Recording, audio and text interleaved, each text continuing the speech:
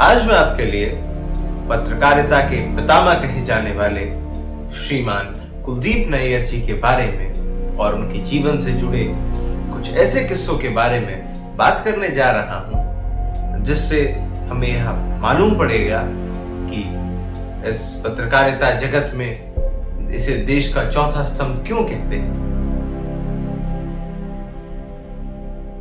Hello, मेरा नाम है आदित्य लोधी और श्रीमान कुलदीप नैयर जी, जिनका जन्म 14 अगस्त 1923 को हुआ, वह सियालकोट पंजाब में जन्मे और जो कि अब पाकिस्तान में है, लेकिन वह हमेशा लाहौर की मिट्टी से बहुत ही जुड़े रहे, क्योंकि उनका पूरा बचपन वहीं की मिट्टी में गुजरा और उन्होंने वहाँ, उनके कई दोस्त थे, वो वहीं पढ़े, उन्होंने वहीं से कॉलेजिंग करी, स्कूलिंग भी करी और अपना पूरा बचपन वहीं व्यतीत किया।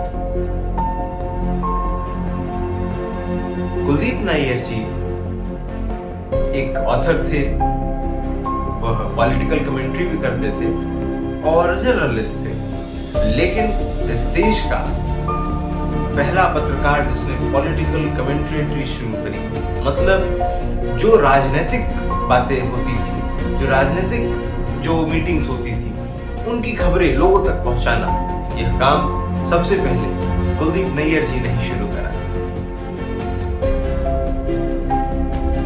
जैसा कि मैंने आपको बताया कि कुलदीप नैयर जी को पत्रकारिता का पितामह भी कहते हैं, उसकी वजह कि वह अपने आदर्शों से कभी समझौता नहीं करते थे। उनका यह पहली सीख थी, उनका कहना था उनके जीवन की, जब वो जर्नलिज्म में आए, कि उन्होंने यह सीखा और उनके सीनियर्स ने भी उन्हें यही बताया कि show that what is real, वही दिखाओ जो सच्चाई हो। तो वह इस आदर्श पे हमेशा खड़े रहे और उनकी पर्सनालिटी को लोग देख के कहते थे कि he has a charming personality and he had a persona in his personality। ऐसा उनका डिस्क्रिप्शन जो व्यक्ति देता था, और आज भी जब हम उनके बारे में सुनते हैं तो एक अलग जोश हमारे अंदर आता है कि ऐसा व्यक्तित्व हमारे देश में रहा जिसने पूरे विश्व को अपनी काबिलियत से खुश कर दिया और अपने काम से उन्हें कई चीजें सिखाई।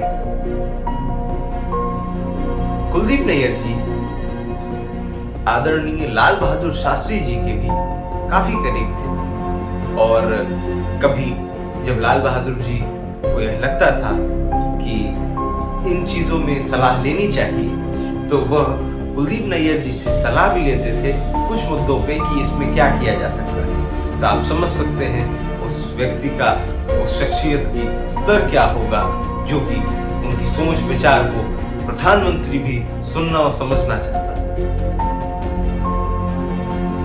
जब उस समय की प्रधानमंत्री श्रीमती इंदिरा गांधी जी की सरकार द्वारा लिए गए निर्णयों के बारे में पत्रकार लिखने और बोलने की हिम्मत नहीं जुटा पाते थे, उस वक्त निडर, निर्भय एवं निष्पक्ष, फियरलेस एंड बोल्ड तरीकों से अपने लेखों के द्वारा सरकार के खिलाफ उनकी जन विरोधी नीतियों को उजागर किया।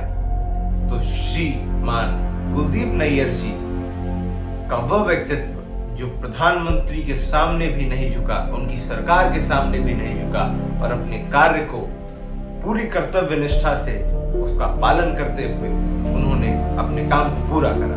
उनके ऊपर यह दबाव भी डाला गया कि जब भी वह कुछ भी लिखेंगे उसे पब्लिकली देने से पहले उन्हें जांच करानी होगी उसमें, लेकिन उन्होंने यह चीज कही, यह मेरा काम है और जर्नलिस्ट किसी के कहने पे झुकता नहीं है, उसका काम है जनता की बातों को जनता तक पहुंचाना, क्योंकि वह आप पर भरोसा करके यह सरकार बनवाती है। ऐसी सोच और बहुत ही शालीन उनका एक स्वभाव था कि बहुत ज्यादा वो आक्रामक नहीं होते थे, बहुत ही शालीन तरीके से अपनी बात रखते। श्रीमान कुलदीप नैयर जी, और उनकी जो भाषाएं थी, उर्दू, हिंदी और इंग्लिश में उन्होंने महारत हासिल कर रखी थी। वह अपनी पढ़ाई के समय जब उन्हें लगा कि अभी हमें चीज़ों को और सीखना है, तो अमेरिका के शिकागो में उन्होंने अपनी पढ़ाई को कंटिन्यू रखना सही समझा, क्योंकि बहुत सी वहाँ दिक्कतें थी। वहाँ खाने की दिक्कत, रहने की दिक्कत, क्योंकि वहाँ की चीज़ें काफ़ी महंगी थी। तो वह क्या करते, वहाँ का जो हॉस्टल था वहाँ पे बच्चों के बर्तन धुलते, तो वहाँ से उन्हें खाना मिल जाता। और उसके बाद जब वह वहाँ से निकलते, तो अब जेब खर्ची के लिए जो उनको खर्च था वहाँ का, उसे निकालने के लिए वहाँ की जो बड़ी इमारतें थी उनकी शीशों को वो साफ करते। और शीशों को साफ करने का उनको डर तो था ही, क्योंकि इतनी ऊंची इमारतें, कहते थे मैं जब नीचे देखता था तो मुझे डर लगता था, तो मैं नीचे देखता ही नहीं था। मैं सिर्फ अपने काम में लगा रहता था और अपने पैसे लेके फिर वहां से चला जाता था। इतना संघर्षशील आदमी। और उसने उसके बाद जब अपने आप को खड़ा करा, तो इस पूरी दुनिया ने देखा, और वह एक बहुत होपलेस ऑप्टिमिस्ट थे, बहुत ही बड़े आशावादी। उन्होंने कभी भी अपनी आशाएं नहीं छोड़ी, अपने दृढ़ निश्चय पे हमेशा टिके रहे, खड़े रहे, डटे रहे। और उसके बाद जिन लोगों ने भी उन्हें गिराने और ठुकराने की कोशिश करी थी, उनको उन्होंने अपने कार्यों से जवाब दिया।